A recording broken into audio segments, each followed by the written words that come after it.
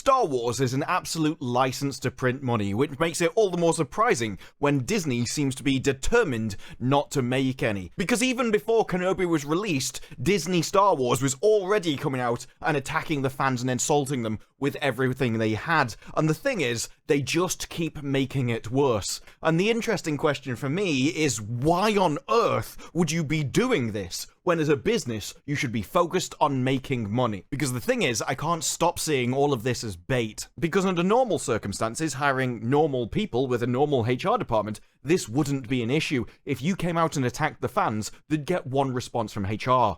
You'd get fired immediately. And yet here we are with Star Wars, doubling down once again, attacking the fans, the people that they want money from, at least in theory. We are proud to welcome Moses Ingram to the Star Wars family and excited for Riva's story to unfold. I don't think anyone is interested in Riva's story. The show's called Obi Wan Kenobi because people want to see Obi-Wan, and probably Luke, because Luke is the person that he's supposed to be looking after. And yet in this show, who are the main characters? Oh yeah, we've got Riva's story unfolding and Leia's story unfolding, while Obi-Wan is basically a glorified babysitter. So while they may be excited for Riva's story, I don't think any of the actual viewers are. But they go on implying that there may be some people out there that want to make her feel unwelcome, and I don't think she should feel unwelcome in any way. The character of Riva is completely insufferable, and she can't act.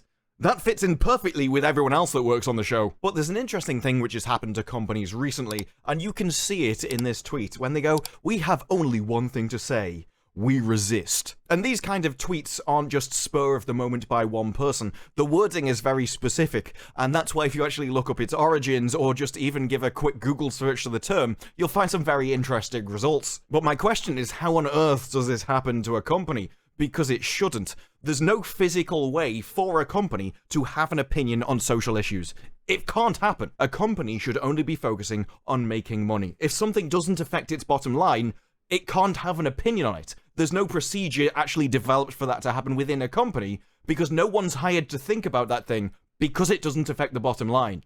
When you get topics like this, it means that somebody has actually imposed their personal opinion, their personal will upon that company. Companies don't have opinions on things which aren't related to profit. Individuals do. Which means that when a company comes out and attacks its fans, it is the workers of the company doing it. It means the company has been taken over by activists. The HR department has completely fallen and has just started filling the ranks with people that they agree with. The only way you're going to solve that is if you start getting rid of the staff, starting with the HR department. This is where the license to print money becomes a problem. The moment they actually stop making money, suddenly all those jobs vanish because there just isn't room for them and they're all surplus to requirements. Coming out and attacking your fans is a privilege because you think you'll still make money if you go and do it. That's why when they come out and go, there are more than 20 million sentient species in the Star Wars galaxy, don't choose to be a racist. What? It doesn't even physically make sense. I'm pretty sure if you do have a problem with someone's ability to tan, you're going to have an even bigger problem with space aliens. I don't think there's anyone out there who's thinking that they've got a massive problem with biological chemistry, but also is absolutely fine with Martians. But just openly coming out and attacking the people that you want money from is such an antithetical business idea that it proves that the company has completely and utterly fallen. This is a business which is no longer acting as a business. It's acting like just another Twitter lunatic. Very likely that this tweet didn't just come from one person that runs the account, that people actually had meetings about what they should do, and they decided that insulting their entire fan base was definitely the way to make this show a success. Of course, there are tweets from this account which does sound like it was just made by one single Twitter lunatic, especially when they're going around saying to fans respectfully, L+ ratio. Yes, that's really an own, going around talking like you're 8 years old. I don't know how anyone is going to recover from such a massive burn, especially when the account that they're talking about actually has 10 followers and managed to get 645 likes, compared to the Star Wars account, which has 5.8 million followers and only got 45,000. Maybe you don't actually want to go out and work out the ratio of that one. But when your business is failing, the privilege of attacking people that you want money from is certainly the first to go, and the people in those jobs are the first to get cut. But I'm still not sure that's the entire story. They're coming out so obviously with this, just shoving it in your face, attacking the fans this obviously. I'm like, No one can possibly be this stupid, right? There has to be some kind of reason why they thought this was a good strategy for the show, and I can't help thinking it's put there as bait. Big corporations that easily make money have lots of waste within them. That's how activists who think profit is evil get into a company in the first place. No one's paying attention to the roles that HR is filling when they need to hit whatever quota they've decided is important this week. But at some point in the company, you're gonna run into a money man, and they want to know why something failed. If you've got a huge IP, a huge brand name, like Obi Wan Kenobi, and it's doing awfully if it fails, someone's going to need a justification as to why. And that is what I think this is. If as a worker you don't care about profits, you care about putting your own ideas into a piece, you know what you make is awful.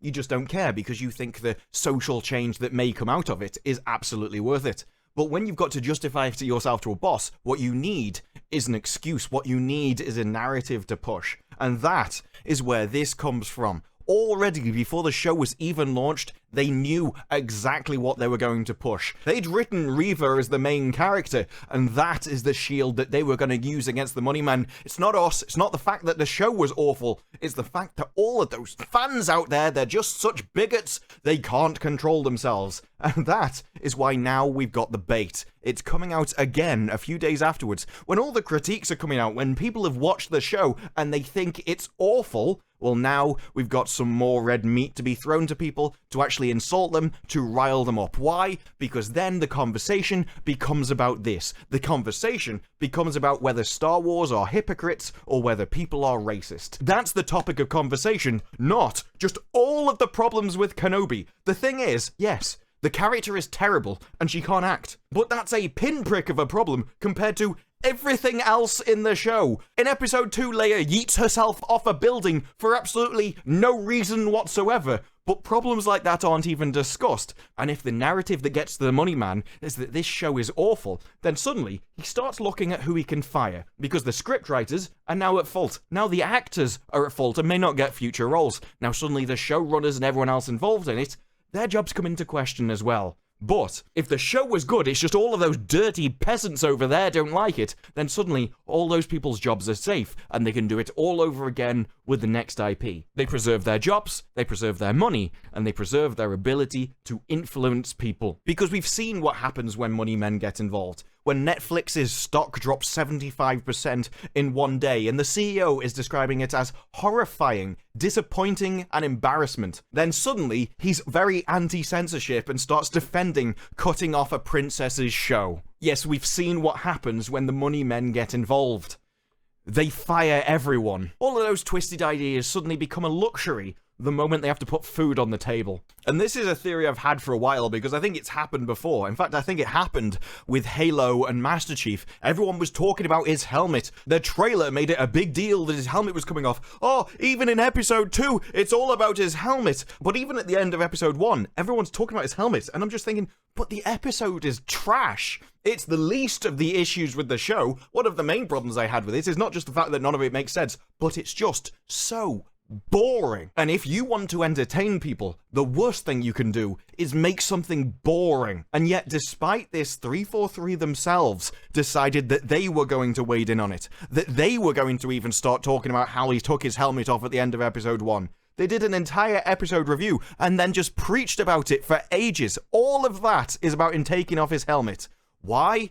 Because that is the controversy that they wanted to focus on. That's what they wanted everyone to talk about. Because then, they're not talking about all the other major issues with the show, which in my opinion, were far, far worse. Because that was just in episode 1. Him taking off his helmet ended up being far worse and leading into him sleeping with Covenant spies and all kinds of disaster for the show. Because even ignoring any contradictions to Halo lore, the show itself was awful. And it does make me wonder exactly what on earth they're planning when it comes to this. Anyone that's heard the leaks, I think you know where this is going, and I think that tweets like this just prove it to be correct. Riva is the character that they've put in to be the shield. Make a front, center, it's simultaneously what we want to do, and it's also the excuse that we can use against our higher-ups. That way, none of the scriptwriters will get fired. Despite the fact that they've written an incredibly boring show, which seems to be lacking in any sense of entertainment at all. What I think you've got is bait, a distraction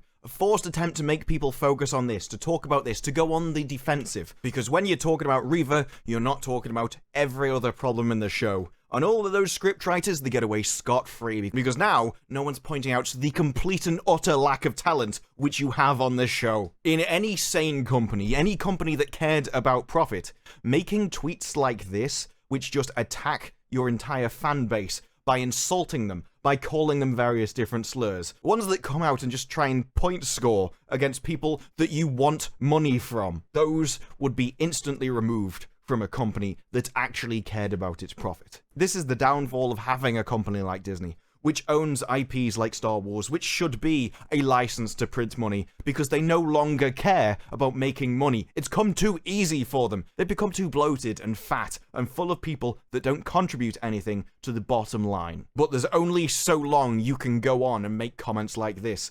The comments like this where you come out and attack people that you want money from. Eventually, people are going to get bored of your boring entertainment. They're going to see through it and actually want something of quality, and then they're going to go elsewhere. Then the money is going to dry up, and what you're going to do then? Well, then you're going to end up just like the Netflix CEO, and then you're going to start axing jobs. All of the jobs in animation departments, which just don't actually contribute anything. 60 to 70 social media roles. You know, the same people that are making tweets like this. Strangely, when you need to make money, the people costing you money are the first to go. The talentless people that were never hired for their talent in the first place are the first to go. Disney's a massive company. It's not going to happen tomorrow, but all giants can fall. But on that long path, as you make tweets which cause your own downfall, there's one thing that I'm going to do. I'm going to find it funny. But let me know your thoughts down in the comments below. Like the video if you like the video. Subscribe, more videos like this in the future, and I will see you in the next one. Bye-bye.